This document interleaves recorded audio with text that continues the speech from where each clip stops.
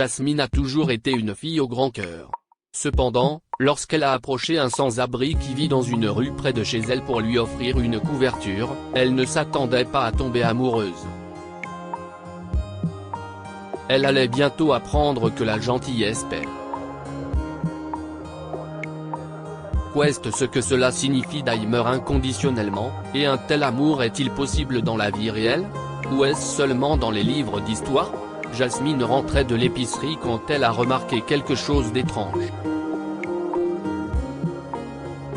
Du coin de l'œil, elle pouvait distinguer ce qui semblait être un homme dormant dans la rue, et elle était sûre qu'il n'était pas là depuis longtemps.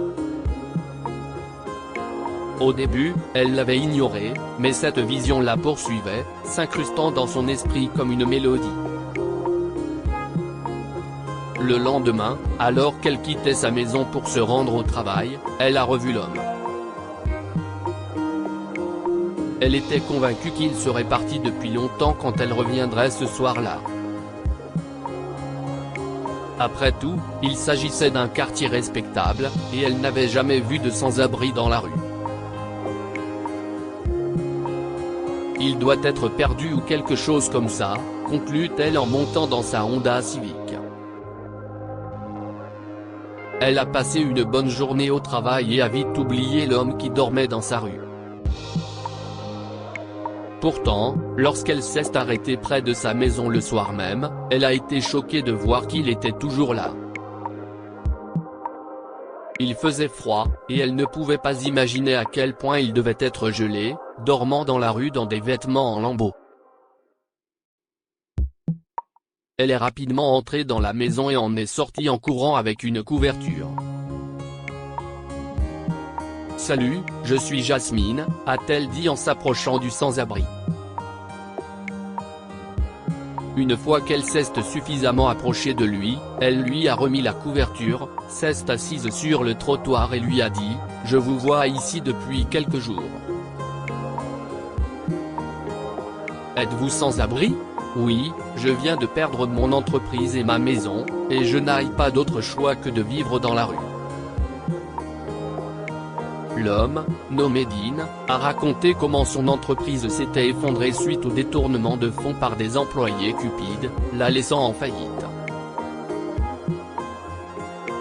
Il a dit qu'il avait dû licencier plus de 500 employés en plus de perdre sa maison et sa voiture. Jasmine était dépassée par la pitié. Elle lui a demandé pourquoi il ne s'était pas installé chez des parents, mais il a répondu qu'il n'en avait pas. La seule option qui lui restait était de vivre dans la rue. Ils ont parlé pendant un moment avant qu'elle ne demande à prendre congé.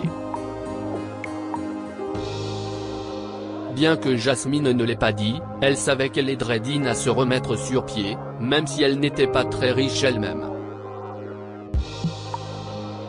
Elle était peut-être orpheline, mais elle avait une bonne âme.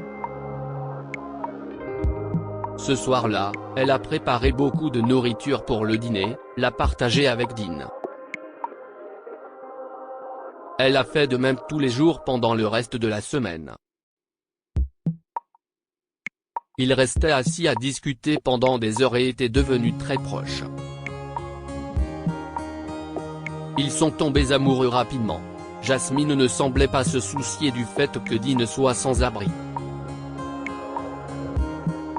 Elle le trouvait intelligent et savait que ce n'était qu'une question de temps avant qu'il ne se reprenne et ne retombe sur ses pieds. Après tout, n'avait-elle pas elle-même ressuscité des cendres? Privée de ses parents à son jeune âge, Jasmine a dû se débrouiller seule. Elle ne vivait pas dans le luxe, mais elle s'était plutôt bien débrouillée. Elle était sûre que Dean pourrait rebondir avec un soutien approprié. Des mois plus tard, ils planifiaient déjà leur mariage. Malheureusement, les amis et la famille élargie de Jasmine n'étaient pas aussi optimistes lorsqu'elle leur a annoncé la nouvelle de son nouvel intérêt amoureux. « Tu vas épouser un sans-abri ?» s'est écrié son oncle au téléphone. « Oui, nous sommes amoureux. nous allons arranger les choses. Aucune situation n'est permanente. Eh bien, quoi que tu choisisses de faire de ta vie, ça te regarde, Jasmine. Sache juste que nous ne viendrons pas au mariage, a lancé son oncle avant de raccrocher le téléphone. Cela ne dérangeait pas beaucoup Jasmine.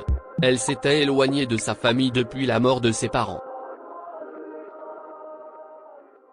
Elle savait déjà qu'il ne voudrait pas venir, et l'invitation n'était qu'une façon d'être courtois. Jasmine est arrivée à la cérémonie, magnifique, dans sa robe de mariée de princesse. Elle était excitée à l'idée de commencer une nouvelle vie avec Dean. Elle l'aimait. Oh, comme elle l'aimait. Ils avaient invité leurs amis et leur famille à leur grand jour, mais peu sont venus. Cependant, ceux qui sont venus ont fait comprendre qu'il était venu pour voir Jasmine prendre ce qu'il pensait être la pire décision de sa vie. Elle a un bon travail, conduit une voiture décente et vit dans un quartier agréable. Pourquoi épouserait-elle un sans-abri? s'est demandé une amie. Je ne comprends pas. On ne me verrait jamais morte en épousant un sans-abri, s'est esclaffée une autre amie.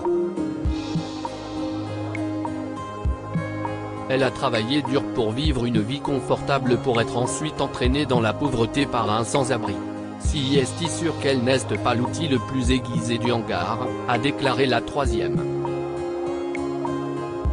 Il y avait beaucoup de murmures dans la petite salle, et même si Jasmine ne pouvait pas entendre ce que ses amis disaient, elle pouvait sentir qu'ils se moquaient d'elle. Cependant, elle ne se souciait pas du tout de ce qu'ils disaient.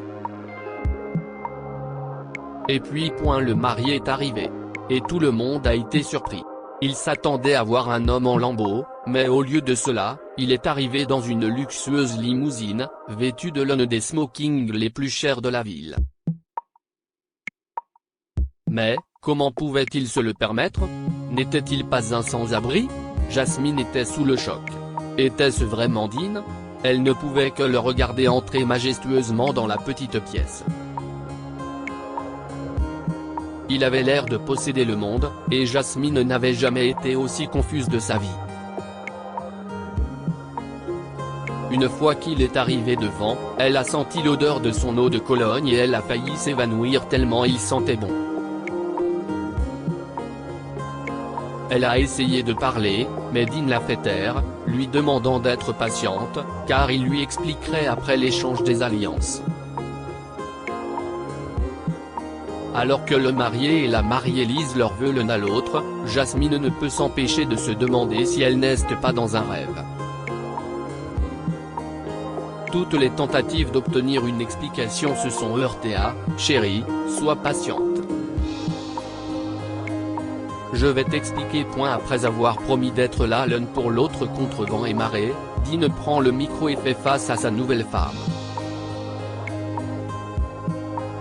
Chérie, je comprends que tout ça doit être déroutant, mais tu vas connaître la vérité dans quelques minutes.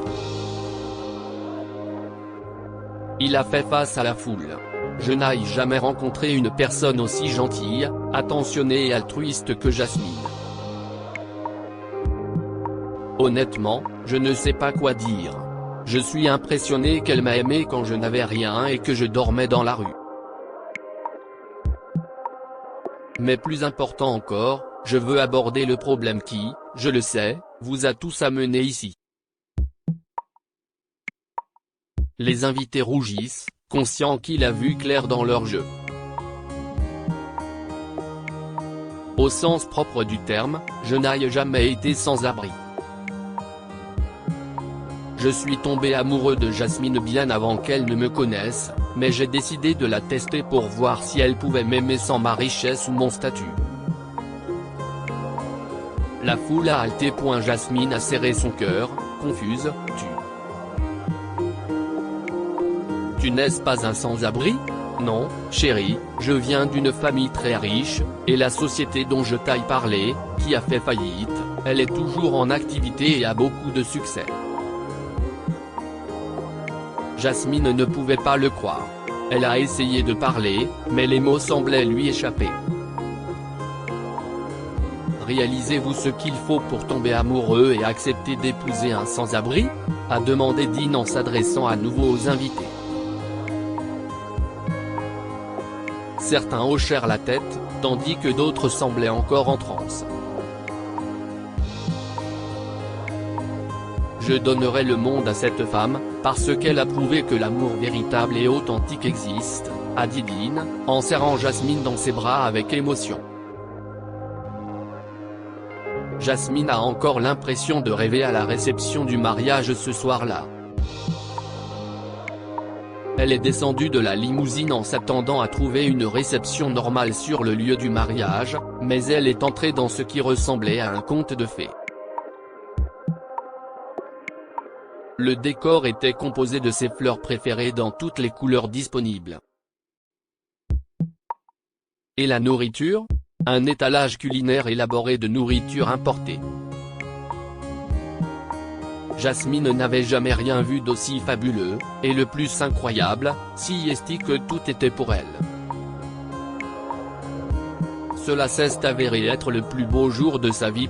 Quelques jours plus tard, Dean a déménagé toutes les affaires de Jasmine dans sa maison, une maison de style station balnéaire méticuleusement entretenue avec des plafonds hauts, des vues de cartes postales et inondée de lumière naturelle. Jamais, en 1 million d'années, Jasmine n'aurait rêvé de vivre dans un tel luxe. C'était désormais sa vie, et dès qu'elle a posé le pied sur le sol, au détail impressionnant de sa nouvelle maison, des larmes de bonheur ont coulé de ses yeux. Quoi avons-nous appris de cette histoire ? La gentillesse paie. Jasmine a eu pitié du sans-abri et l'a aidé avec une couverture. Elle ne savait pas qu'il lui rendrait l'appareil d'une manière qu'elle n'aurait jamais pu imaginer. L'amour véritable existe. Dans le monde dans lequel nous vivons, où les émotions et l'amour sont liés à la richesse et au statut, si est une bouffée d'air frais de savoir que l'amour authentique et pur existe. Partagez cette histoire avec vos amis et votre famille pour les inspirer.